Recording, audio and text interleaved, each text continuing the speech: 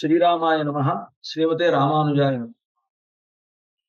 సీతారాముల కళ్యాణం అనగానే మన తెలుగు వాళ్లకు కళ్యాణ ముహూర్త సమయంలో జీలకర్ర బెల్లం అనేటువంటిది చాలా ప్రాధాన్యతను సంతరించుకున్నటువంటి ముహూర్త సమయానికి ఏముండాలి అని మన ఒక్కొక్క చోట ఒక్కొక్క ప్రాంతంలో ఒక్కొక్క ఆచారం మనకు కనిపిస్తుంది.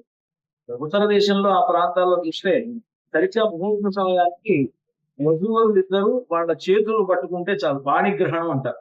ఆ పాణిగ్రహణం అమ్మాయి చేతిని అబ్బాయి పట్టుకుంటే అప్పుడు అది పెళ్ళైనట్లుగా భావిస్తారు. తెలుగు రాష్ట్రాల్లో ముఖ్యంగా ఆంధ్ర, తెలంగాణ ప్రాంతాల్లో పెళ్లి జరిగేటువంటి సందర్భంగా జీలకర్ర బెల్లం ముహూర్త సమయానికి పెట్టుకుంటే అది పెళ్ళైనట్లుగా భావిస్తారు. దక్షిణ దేశంలో అంటే తమిళనాడు ఆ ప్రాంతాల్లో అమ్మాయి మెడలో అబ్బాయి మాంగళ్య ధారణ ముహూర్త సమయానికి చేస్తే పెళ్ళయింది అని భావిస్తాయి. ఒక్కొక్క చోట ఒక్కొక్క ప్రాంతంలో ఒక్కొక్క రకమైనటువంటి ఆచారం ఉంది. భద్రాచలంలో ఈ 3 ఆచారాలను పాటిస్తారు. వాటితో పాటు ఈ తెలుగు ప్రాంతాల్లో తలంబ్రాల వేడుక అనేటువంటిది ఎంతో ప్రాముఖ్యతను సంతరించుకున్నటువంటి వేడుక. ఇది మనకు శాస్త్రాల్లో లేకపోయినప్పటికీ ప్రాంతీయమైనటువంటి ఆచారం. వధూవరులు ఇద్దరు ఆనంద డోలికల్లో వాళ్ళు మునుగుతూ వాళ్ళిద్దరికి పెళ్లి అయినటువంటి ఆ ఉత్సాహంలో వారిద్దరూ ఒకరి శిరస్సున ఒకళ్ళు ఈ తలంబరాలు పోసుకోవడం, అది బియ్యాన్ని వాడతారు. ఎక్కువగా ఈ ప్రాంతాల్లో బియ్యంలో పసుపు కలిపినటువంటి బియ్యాన్ని ఆ వధూవరులు ఇద్దరు ఒకళ్ళ నెత్తిన ఒకళ్ళు పోసుకునేటువంటి పద్ధతి మనకు కనిపిస్తుంది. ఈ ఆచారాన్ని ఇక్కడ ఆలయంలో కూడా స్వామివారికి జరిగేటువంటి ఒక ఏర్పాటు ఇక్కడ చేశారు. ఎప్పటి నుంచో ఉన్నటువంటి ఆచారం. దాంట్లో భాగంగా బియ్యం తలంబరాలతో పాటుగా ముత్యాలు కూడా దాంట్లో చేర్చి ముత్యాల తలంబరాలు సీతారాములకు పోసేటువంటి ఆచారం మన భద్రాచలంలోనే ప్రత్యేకంగా మనకు కనిపిస్తూ ఉన్నది. దానికి కారణం ఏమిటంటే శంకరాచార్యులు వారు రచించినటువంటి రామకర్ణామృతం అనేటువంటి ఒక స్తోత్రం ఈ సీతారాముల కళ్యాణంలో వారిద్దరూ పోసుకున్నటువంటి తలంబరాలు కేవలం బియ్యం కాదు, వాళ్ళు ముత్యాలే పోసుకున్నారు అని వారు వర్ణిస్తారు.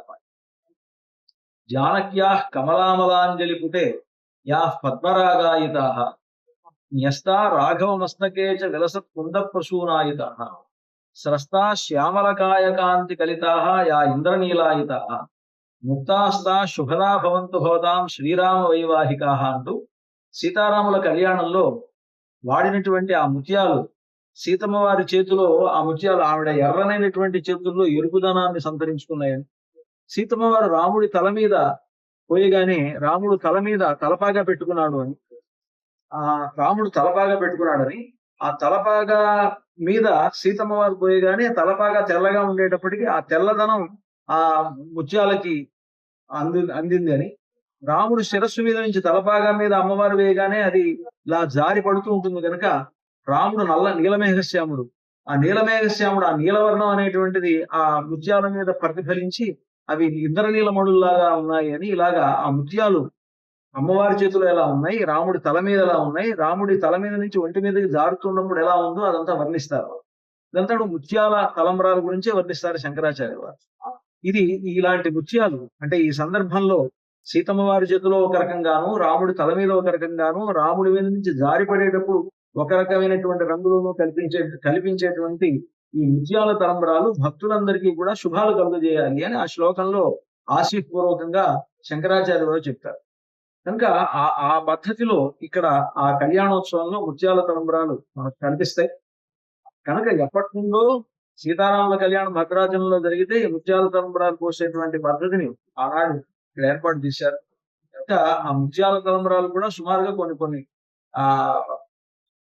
ఒక 100 కేజీల ముత్యాలు ఆ సందర్భంగా స్వామివారికి వాడేటువంటి పద్ధతి ఉన్నది.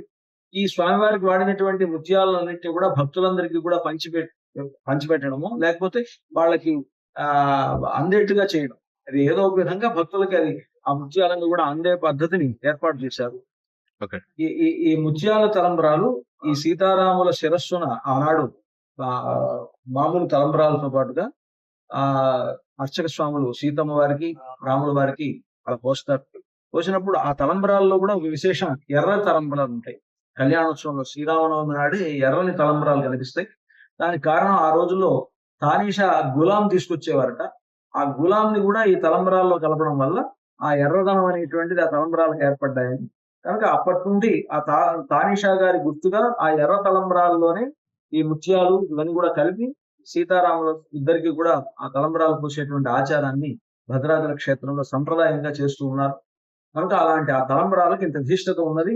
ఎవరైతే ఆ తలంబరాలను సీతారాముల కళ్యాణంలో ఉపయోగించినటువంటి తలంబరాలను తమ శిరస్సును ధరిస్తారో అలాంటి వాళ్ళకి సకల శుభాలు ఏర్పడతాయని విశ్వాసం.